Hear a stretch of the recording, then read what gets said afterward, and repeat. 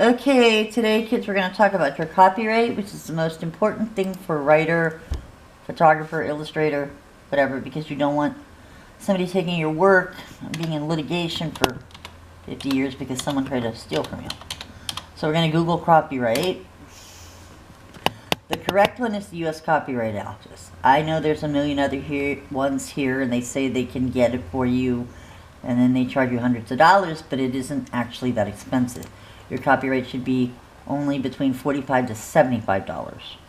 If you're getting fees there of hundreds and hundreds of dollars, you've done it wrong and somehow applied for a patent. Just keep going back until you get it right. You know, don't agree to pay the hundreds of dollars. Just go back and start again. Now, if you have a collection of work, like you're a photographer and it's like 50 photos for a book or something like that, or illustrations, don't copyright each one. Copyright it as a collection, and that would be under the visual arts short form.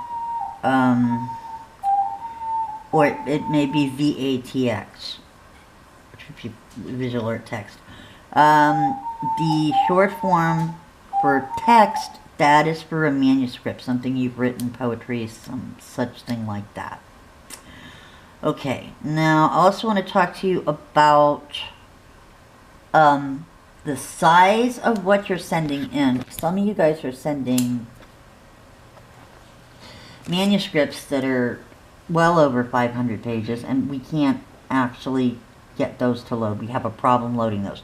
So when you're writing, the best way to judge how long it is that one document page that you've typed on equals 2 to 3 novel pages. So, you know, whatever length you've got there, multiply it by 2 or 3, and that's going to give you a better idea of whether or not we're going to have a problem loading it. But even the traditionals are not going to want anything that long.